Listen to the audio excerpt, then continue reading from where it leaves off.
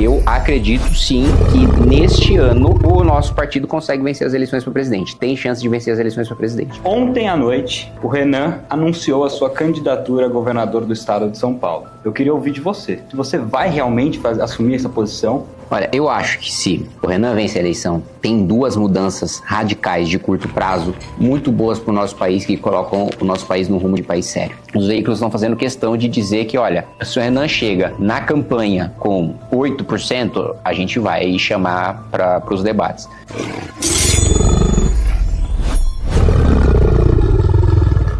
Primeiro, obrigado pelo convite, Vitório, pela presença aí de todos. Olha, hoje, sinceramente, estou bastante otimista porque, em relação ao Movimento Brasil Livre, a gente está vivendo o nosso melhor momento, né? A gente tem um partido político, coisa que o Bolsonaro, o presidente da República, não conseguiu fazer e que foi bastante difícil, né? Coletar 1 milhão de assinaturas físicas, depois organizar para entregar no cartório que aquela pessoa que assinou vota e organizar em ordem alfabética. E se a pessoa tem o título no Acre e assinou em São Paulo, a gente precisa mandar a assinatura dela lá para o Acre, no cartório em que ela vota, para validar essa assinatura e depois passar pelo julgamento no TSE. Não foi tarefa fácil, mas a gente conseguiu. E agora a gente tem um poder institucional que a gente nunca teve, né? A gente pode disputar a eleição que a gente quiser, para o cargo que a gente quiser. Eu queria ter disputado nas últimas eleições a Prefeitura de São Paulo, não consegui por causa do meu partido, do meu ex-partido, União Brasil. Agora, se quiser disputar a Prefeitura, Governo do Estado, Presidência da República, Senado, o cargo que eu quiser, e assim como meus amigos do movimento, a gente tem a possibilidade e a gente quer construir, a gente quer eleger o governador, a gente quer eleger o Presidente da República, a gente quer ter maioria na Câmara, a gente quer ter maioria no Senado. Acho que o projeto das nossas vidas fazer parte do grupo que muda a história do país, chegando ao poder e transformando esse país num país sério. Acho que esse é o nosso projeto do Movimento Brasil Livre e agora com o Partido Missão. Eu acredito sim que neste ano o nosso partido consegue vencer as eleições para presidente. Tem chance de vencer as eleições para presidente. Eu não acho impossível, é improvável, é difícil, mas a eleição do João também era improvável no primeiro turno em 2016. A eleição do Bolsonaro era improvável também. Todo mundo estava apostando. Eu lembro, reunião com o mercado, era todo mundo, não, imagina, o Alckmin vai chegar com a máquina e vai tratorar. O Alckmin passou vergonha naquela eleição. E a imprensa e o mercado, tudo, Alckmin. Mesma coisa, o Marçal aqui. Um partido nanico, só não foi pro segundo turno porque ele mesmo se matou. Com um laudo. Mas assim, de eleições improváveis, várias vezes o Milley, ou o Macri antes do Milley, várias eleições. O próprio Trump vencer as prévias dentro do Partido Republicano, o Trump era piada. O Trump era aquele cara que chamavam pro Big Bang Theory para aparecer como um alívio cômico, né? Aí depois virou presidente da República. O Trump estava disputando com o Jeb Bush, o Trump estava disputando com o governador da Flórida. E ainda assim conseguiu vencer. Então, eleições improváveis aconteceram e geralmente foram as improváveis que mudaram o curso da história. Eu acho que a gente, de fato, tem uma candidatura competitiva. Ontem à noite, já sabe o que eu vou falar, o Renan, no evento em Santos, anunciou a sua candidatura a governador do estado de São Paulo. Eu queria ouvir de você. Se você for a candidato a governador, como é que você vê São Paulo? Se você vai realmente assumir essa posição? E quais seriam os seus planos? O que você vê que o governo Tarcísio não está fazendo e entregando para São Paulo para combater todo o ecossistema do nosso estado? Olha, de fato eu estou desde ontem aí com o anúncio do Renan colocando a pré-candidatura na rua. A gente ainda vai tomar a decisão na convenção se eu vou ser candidato mesmo ou não, mas uma coisa que eu já adianto para vocês, que, aliás, acho que vai ser a primeira vez que eu vou falar isso, vocês vão saber em primeira mão, mas assim, é praticamente 100% a chance de nós termos uma candidatura para o governo do estado. Mais provavelmente serei eu. Mas se não for, é 100% de chance da gente ter uma candidatura para o governo do estado de São Paulo. Eu acho que a gestão do Tarcísio, antes de qualquer coisa, ela não tem marca. O Tarcísio não tem uma coisa que ele chegue para a população e fala, eu entreguei isso aqui. Não tem um grande legado. O máximo foi terminar obras que foram planejadas e iniciadas em governos passados, mas assim, não tem nossa, o Tarcísio fez isso daqui de grande na saúde. Você vai olhar mortalidade infantil, que é um dos principais indicadores, a mesma coisa de governos passados. Teve uma grande marca na educação, a educação andou de lado, o IDEB, mesma coisa de governos passados. Então, Segurança, gente, a sensação de segurança no estado de São Paulo nunca esteve tão ruim, né? E o que eu escuto, principalmente da polícia, de setores da Polícia Militar do estado de São Paulo, é que por medo de apanhar da imprensa, por medo de apanhar de ONGs de direitos humanos, por medo de apanhar de partidos de esquerda, o Tarcísio mandou encerrar operações antes do que a polícia entendia que era o necessário. E aqui, eu não sei o quanto vocês acompanham ou leem sobre o PCC, mas em São Paulo a gente teve uma oportunidade maior, eu acho que ela ainda tem uma cauda dela, mas a gente teve uma oportunidade histórica que foi o racha entre o Tiriça e o Marcola, duas facções internas dentro do PCC que eles estavam basicamente se matando, né? E daí que ensejou a operação em Santos, né? Operação Verão e Operação Escudo, para aproveitar esse racha no PCC para dar um golpe forte no PCC. Só que o Tarcísio mandou acabar antes, porque a letalidade policial nunca esteve tão alta, crítica, porque eu até me lembro de uma entrevista que ele concedeu respondendo, né, acho que era porque o PSOL tinha acionado a ONU, aí ele falou, pode acionar a ONU, pode acionar a Liga da Justiça, não sei o que a gente vai continuar. Acionaram a ONU, ele não continuou, né? Então, acho que o primeiro ponto em relação à segurança aqui e crime organizado, ele não teve coragem de deixar a polícia fazer o que ela sabe que precisa fazer, né? Para mim, o caso mais emblemático e grotesco foi o policial em Paraisópolis, que foi prender o criminoso, ficou com medo de atirar porque sabia que o estado de São Paulo não ia dar respaldo para ele. Os moradores pegaram a arma dele e ele foi morto. Então, assim, imagina um policial ter tanto medo de agir a ponto de arriscar perder a própria vida por inércia, por não fazer o que tinha que ser feito. Isso, você me desculpa, se eu for eleito governador de São Paulo, se eu disputar e vencer, não vai ter nenhum policial que vai responder no CPF dele por agir no exercício da sua função. Eu vou falar, olha, Ministério Público, pode vir atrás de mim, eu que dei a ordem. Eu sou o comandante da Polícia Militar, eu dei a ordem. Pode me processar, não processo policial, eu dei a ordem. Pode falar que foi até coação irresistível, que eu coloquei uma arma na cabeça dele e obriguei ele a fazer. Então, eu acho que esse é o primeiro ponto. O outro ponto, gente, nós estamos entre os 5 piores estados em relação a salário de policial. E a gente é o estado do PCC. Então, o estado que exporta crime, eu tava com diplomatas em janeiro com alguns ministros do Japão, e eles estavam demonstrando preocupação com o PCC, porque o PCC está levando droga para lá. Então, a gente já exportou para o outro lado do mundo, assim, só se a gente passar a exportar para outros planetas, porque já está no mundo inteiro. E aqui vai ser essa polícia que enfrenta essa organização vai ter um dos piores pagamentos, assim, é complicado. E outro ponto, na educação, ter coragem de enfrentar os sindicatos de professor que não quer que professor seja avaliado. E um outro ponto, enfrentar alunos e pais de alunos que não querem que tenha lei e ordem dentro de sala de aula. Porque a maior reclamação que eu escuto de professor da rede pública é eu não consigo dar aula porque é um caos e eu não posso fazer nada. Eu não posso expulsar o aluno da sala, né? Eu não posso repreender o aluno, eu não posso dar nota baixa para o aluno. Então, o que sobrou? Não importa, a escola pode ter a melhor estrutura do mundo, a aula pode ser ótima, o professor pode ser ótimo. Se ele não consegue manter a ordem em sala de aula, acabou. Então, tem que poder expulsar o aluno da sala. Se a conduta for mais grave, tem que poder expulsar ele da escola. Tem que fazer a família perder os benefícios sociais concedidos pelo Estado, para os pais também estarem preocupados com o aluno. Tem que dar bolsa e mandar para as melhores escolas os melhores alunos da rede pública, porque a gente precisa preocupar em formar uma elite intelectual.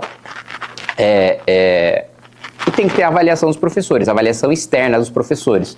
Não dá pra gente avaliar o professor também pela nota da sala que ele mesmo dá.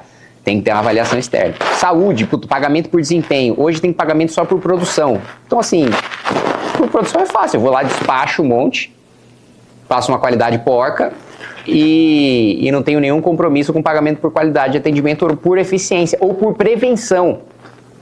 Pagamento por prevenção é mais importante, porque não adianta a gente ficar comprando um monte de equipamento para média e alta complexidade, quando era para os casos não chegarem para média e alta complexidade, não era para o cara precisar de cirurgia. Era para pegar lá na ponta, era para pegar no início. Então, coisa para fazer não falta no Estado. Olha, eu acho que se o Renan vence a eleição, tem duas mudanças radicais de curto prazo, muito boas para o nosso país, que colocam o nosso país no rumo de país sério. Primeira questão da segurança pública. E aqui eu dou exemplo, que às vezes as pessoas perguntam, né? Pô, mas como é que vai fazer para aprovar? Gente, em relação à segurança pública, não existe grande dificuldade de aprovar a matéria. Hoje, a única dificuldade que a gente tem para aprovar a matéria de segurança pública é o governo. O Centrão não tem nenhum problema, mesmo porque deputados do Centrão também são assaltados, né? Eles roubam com a caneta, né? É diferente. Mas eles, suas filhas e seus filhos também têm armas apontadas contra a cabeça deles, né? Então, matérias de segurança pública e de retomada de territórios, porque eu vejo também que está começando a acontecer no Brasil um movimento que aconteceu na Itália. Na Itália, a máfia começou a avançar tanto que começou a ameaçar a elite política. A elite política começou a ficar, mesmo a corrupta, começou a ficar com medo de ser substituída por uma elite ligada ao crime organizado. Existem deputados ligados ao crime organizado? Claro, mas eles não são a maioria. A maioria está começando a ter medo de ser substituído. Ministros da Suprema Corte italiana começaram a ficar com medo de serem substituídos. Eu acho que esse receio está começando a existir aqui e essa é uma oportunidade que a gente tem de endurecer muito a legislação. E do ponto de isso é muito pragmático, porque a gente tem um exemplo nessa semana. O apelo da pauta de segurança é tão grande que o Lula sancionou um projeto meu. O Lula nunca ia sancionar um projeto meu, ainda mais a segurança, ainda mais que o PT votou contra e discursou contra na Câmara, se não tivesse um apelo muito grande. E ele nunca sancionaria também se ele não tivesse a certeza de que ele seria derrotado se o veto fosse votado. Como eu acredito que eu vou derrotar ele no veto parcial que ele deu. Não sei quem acompanhou, mas ele não sancionou o meu projeto inteiro. Ele vetou no caso de lesão grave, né? Então, aumentou a pena de maneira geral, mas se o bandido te cegar, aí o Lula acha que a pena tem que continuar a mesma. Se ele decepar o seu braço, a pena tem que continuar a mesma. Eu acho que eu consigo derrotar com facilidade isso na sessão do Congresso. Então, matéria de segurança. Uma PEC que institucionalize o direito penal do inimigo e que crie esse direito penal com uma velocidade maior e com um nível de punição maior e com um regime penitenciário e com penitenciárias específicas diferentes para essas lideranças do crime organizado, isso eu já acho que assim, é uma mudança muito grande de segurança pública no curto prazo, que isso por si só tem impacto econômico. Primeiro pelo tanto que se gasta hoje com segurança privada, com câmera, muro, carro blindado e por aí vai. Isso já é dinheiro que deixa de circular por horários e lugares que as pessoas não vão para consumir por causa de segurança. Por investidores estrangeiros que não colocam dinheiro aqui porque não colocam dinheiro em um lugar que não consegue pisar e não tem coragem de pisar no Brasil por causa de segurança. Esse é um ponto que já acho que seria uma mudança grande. O outro ponto é a mudança no orçamento público. Eu acho muito pragmático a proposta que eu apresentei e que o Renan, sendo presidente, a gente teria força para aprovar, de desvincular o orçamento, de cortar privilégio tributário, e aí privilégio mesmo, eu não estou falando das renúncias que é 800 bi, eu estou falando dos 200 bi que privilegiam quem tem poder de lobby dentro do Congresso, do Palácio. Super salários, a gente teria plena condição de enfrentar, ainda mais, também não sei se vocês estão acompanhando, mas está tendo briga entre os tribunais, os juízes contra o Supremo, porque o Supremo, ele achou que fosse sair de bonito e ao mesmo tempo não resolver o problema, fazendo com que, falando, olha gente, moralizamos o teto, né? E aí o que eles estão fazendo? O Supremo não permitiu que nenhum juiz receba mais acima do teto? Não, permitiu que o juiz receba até 70% acima do teto. Mas o abuso é tão bizarro que os juízes e os desembargadores estão se revoltando em receber 70% acima do teto. Ao ponto de 5 ministros do Supremo lançarem um despacho hoje falando, gente, quem não cumprir vai preso. Então assim, existe um espaço ali de enfrentamento do supersalário, também histórico de espírito do tempo que a gente poderia aproveitar. E a nossa ideia no capítulo de Direito Penal do Inimigo do Livro Amarelo é justamente você ter uma força-tarefa com os promotores que têm mais sangue no olho, com os juízes que têm mais sangue no olho, para fazer uma divisão especial de enfrentamento ao crime organizado e leis penais e processuais penais diferentes para os faccionados do que você tem para o cidadão comum, ao mesmo tempo de decretação de intervenção federal. Se tiver um governador envolvido com crime organizado, é uma intervenção federal. Se tiver um prefeito envolvido com crime organizado, é intervenção federal. Que é a hipótese do prefeito, a gente precisaria criar na Constituição, que é uma proposta nossa, porque o do governador existe, mas a do prefeito não existe. Os veículos estão fazendo questão de dizer que, olha, se o Renan chega na campanha com 8%, a gente vai chamar para os debates. Mesmo porque já me chamaram assim, mesmo antes de ter qualquer confirmação de pré-candidatura e tal, as TVs já chamaram para acertar a regra de debate.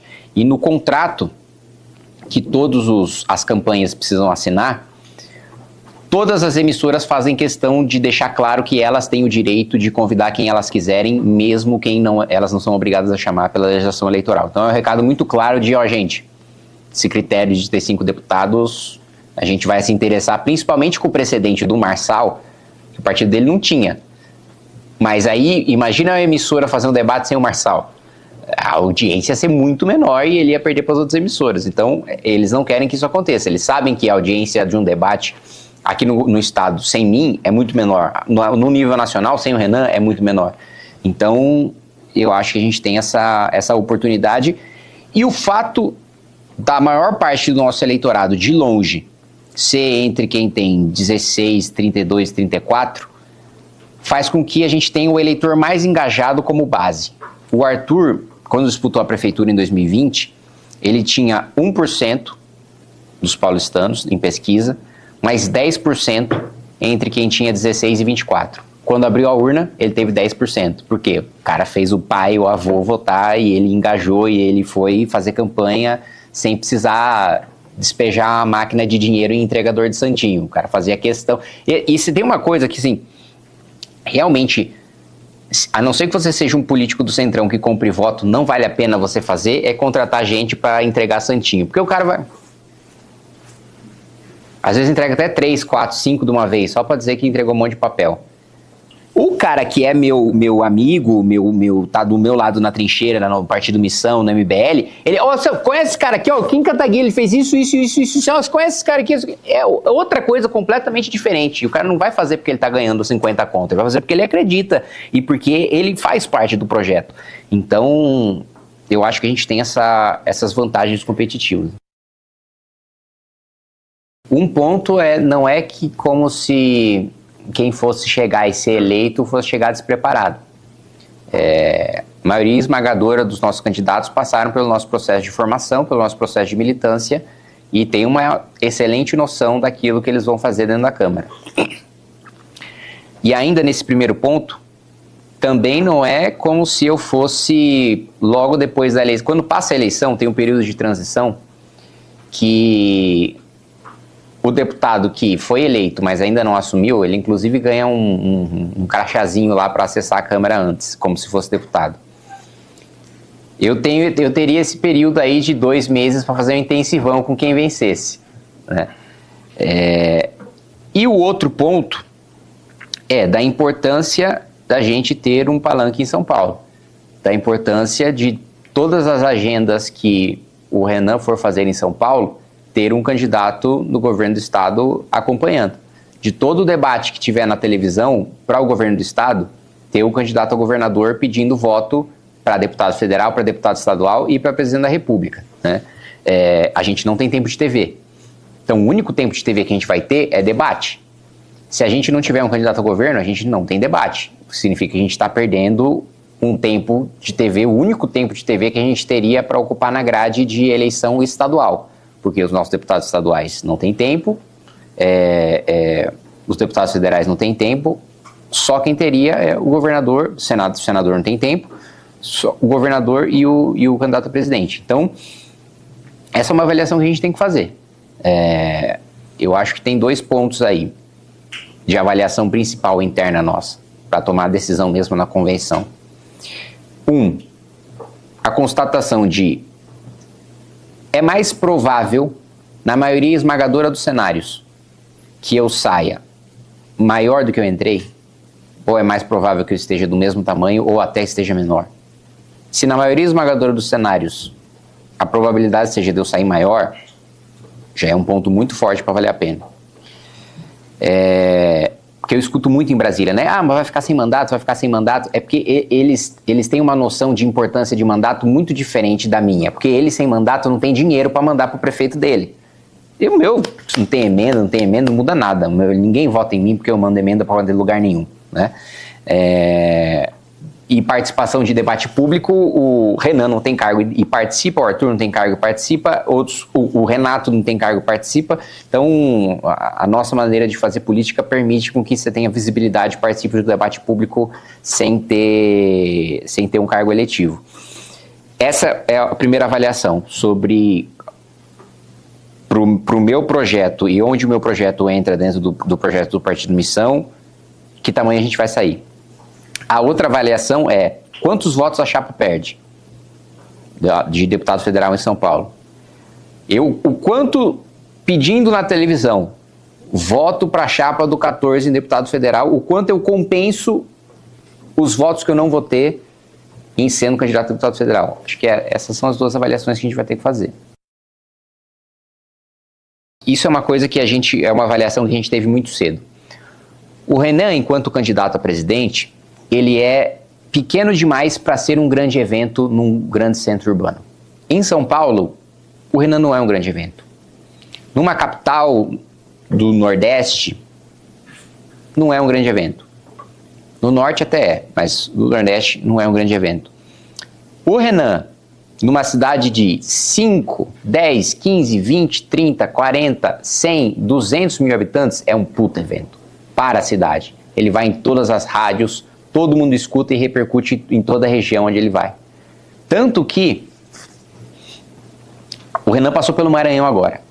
Todos os deputados do Maranhão vieram falar comigo, metade puto porque o Renan bateu nos prefeitos deles, a outra metade feliz porque eles não estão no poder e bateram nos inimigos deles.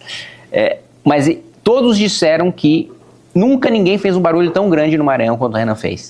Todo mundo escutou.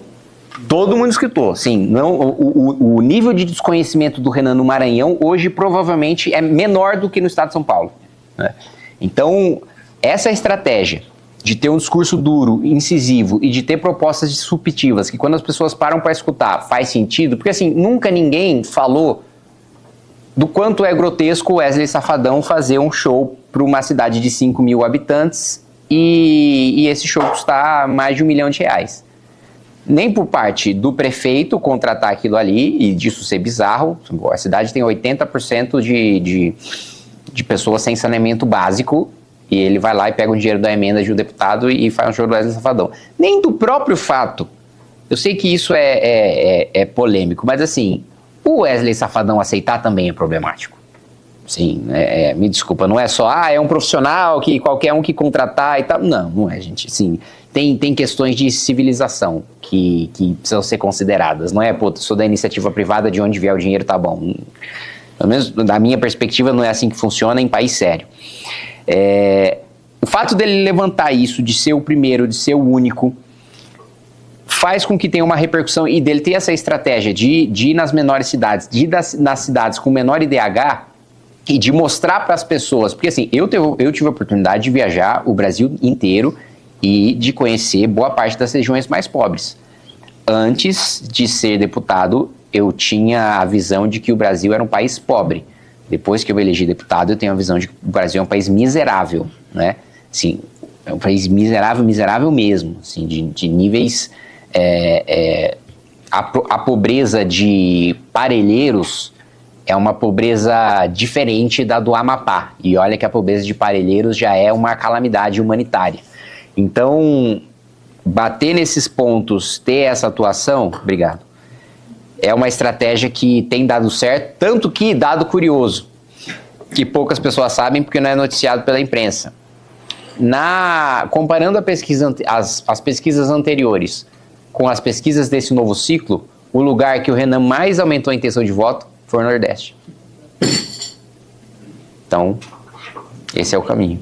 Eu acho que está muito nas mãos da nossa geração. Eu acho que a nossa geração vai viver uma constituinte, que quem está aqui tem muita condição de influenciar nesse processo de uma nova constituinte e dessa formação de uma nova geração política e empresarial, porque eu vou ser muito sincero com vocês, principalmente em relação... Eu acho que o setor produtivo brasileiro é também muito responsável pelo atraso que a gente vive hoje. Eu acho que o setor produtivo sempre se omitiu na hora de pressionar a classe política a fazer reformas que a gente precisaria fazer. Eu vou dar 2 exemplos aqui para vocês. Primeiro, eu tenho muito contato com o mercado financeiro, e o mercado financeiro é muito curto prazista. Ele quer muito saber como é que vai terminar a taxa de juros no final do ano, ou como é que vai ser a oscilação da bolsa na semana subsequente. E isso não desenvolve o país. Isso coloca dinheiro em caixa no curto prazo. Então, muito míope, assim. Muito diferente de elites de países desenvolvidos que têm uma visão estrutural muito mais forte, que têm uma preocupação de desenvolver essa visão estrutural muito mais forte. Por parte da indústria, eu nunca vi tanta ênfase, tanto entusiasmo, tanto poder, tanta energia ser colocada pela indústria no Congresso Nacional. Nem na reforma tributária eu vi a indústria colocar tanta pressão no Congresso Nacional quanto para a taxa das buzinas. Gente, se essa energia há 40 anos estivesse sendo usada para a gente desenvolver infraestrutura, para a gente cortar gasto, para a gente cortar imposto, para a gente reformar a legislação trabalhista, a gente era Singapura hoje. Se eles usassem essa empolgação que eles têm agora... Porque, vamos lá, pode ser que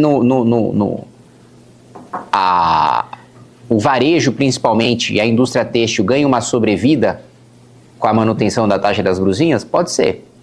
Mas o nosso varejo e a nossa indústria não é que não seja competitivo por causa de falta de imposto para produto estrangeiro. Não é competitivo porque a gente ficou para trás. E a gente dá uma sobrevida, mas vai inevitavelmente morrer, porque não se preocuparam com coisas estruturais. Então, seja para quem aqui vai seguir no rumo político, seja para quem vai estar na iniciativa privada, saiba que tanto quem está no mundo político como quem está na iniciativa privada comandando o país hoje é igualmente responsável pelo fracasso que a gente vive. E eu espero que a gente faça diferente.